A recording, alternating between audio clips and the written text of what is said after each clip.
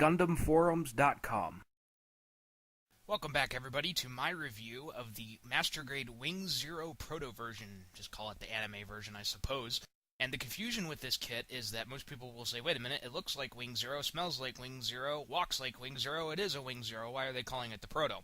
Well, the Proto version is the version that actually came from the Endless Waltz manga that they talk about, which was the predecessor to all the other Gundams. So you have the Tall Geese, which I believe derived into the Wing Zero Proto, and then Catra in the manga went and built the Wing Zero Custom.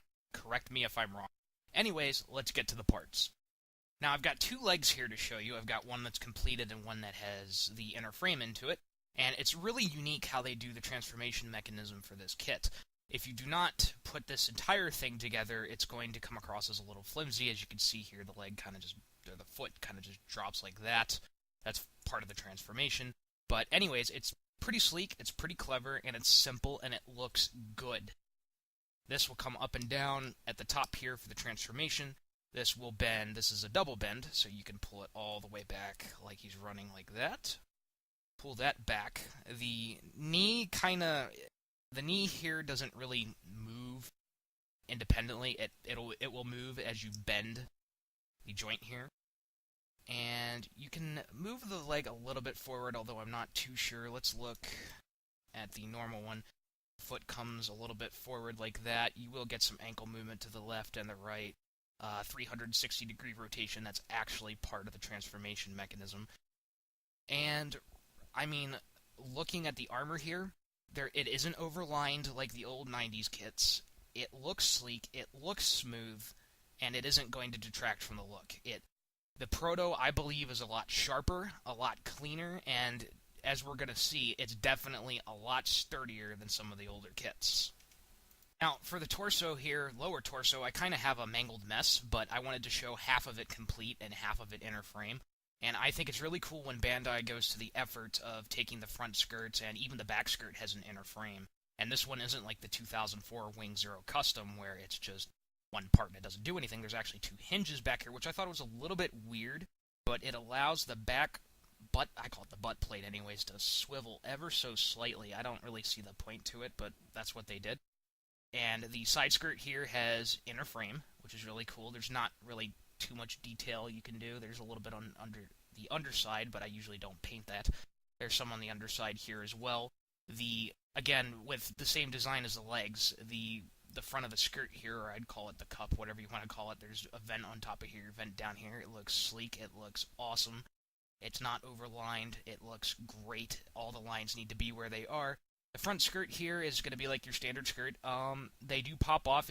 It's kind of the nature of the beast. It's something we've gotten used to. There's not really much you can do about it. Some people are really annoyed by the fact that skirts on Gundams all the time pop off. Some people have incredible amounts of patience. I personally don't mind because I don't fiddle with my Gundams too often. I just paint them and leave them when they're complete. Now, the actual skirt that's completed looks awesome. I'm just gonna say, if you look at the old Okawara design for the Wing Zero from the anime version, it's just one solid red piece and there's nothing really to it. Well, this is more bird-like, if you know what I'm saying. Now, if you've built old Wing Zero, Wing Gundam version Kotoki kits, the torso is going to seem very familiar, at least for the inner frame. However, I have to say this thing is absolutely boss.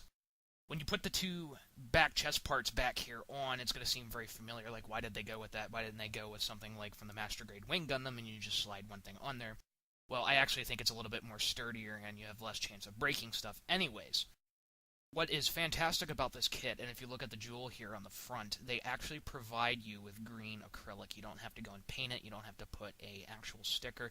They actually do provide a sticker that you put underneath here, which will add a little bit of a 3D effect, which I really, really like. Now, one of the complaints with the 2004 Master Grade Wing Zero Custom kit was that the Vulcans, the lid for the part that contained the Vulcans, didn't open up enough and you didn't really get to see any of it. Well, they actually corrected that, and apparently they've been listening. You gotta be careful when you lift these up, but when you do lift these up, they can reveal these Vulcans. And they only go about this high. The head's not on here right now, but the elf ears will get in the way. Out of the box, they look pretty good. I'm probably going to take a little pin vise and drill a little bit more in there, but I do plan on painting that, and there's Definitely a lot of detail in these. Now those will close pretty easily. Sometimes you just gotta press down on the joint very lightly here to get them to close a little bit better. The arms do come out a little bit like this for the bunker buster shot or the Libra shot, whatever you want to call it. I'll get to that eventually. It's unfortunately one of my complaints. But there's going to be two green pieces. I don't have them included right now, but they go underneath here for, I guess you could call these the vents. And if you look under there's some great detail. There's some great detail on the red pieces here. There is a ton of inner frame underneath this chest. You can see some of it poking out right underneath the jewel. And the cockpit is a little bit tricky to get moving, but you gotta kind of get your fingernail under there, and you can pull that forward, and you'll be able to see Hiro Yui. And one of the amusing parts when I put the cockpit together is there is a little bit of detail in there. I don't think they included a decal to do the control panel on the inside, but I thought that was pretty cool that they did that. So you have a little bit of stuff in there. I don't have Hiro Yui in there, but if you want to put him in there, more power to you. Now, getting to the arms here, I have two examples. I have one where it is mostly complete, and then one with an inner frame. There's a part on both of these that's missing here in this video, and I did not put that on during the assembly processes because historically, with Wing Zero or any kits that have that part that fits right above, or right below, excuse me, the elbow joint rail here, it's a real pain in the keister to get it off. So I'm just going to leave that off until I paint it and then put it on. So anyways, let's get to the one with the inner frame, and we'll look at the shoulder first. The shoulder looks a lot better than the old Okawara design. It's not overlined, there's more jagged edges, it's more sleek, it's more smooth.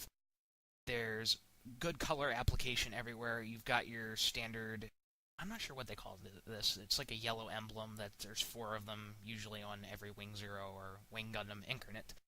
And this top shoulder piece here that's white actually opens up, and this is where the beam sabers are stored, and we'll get to those eventually during the weapons review. And it's, believe it or not, one of the negatives for this kit.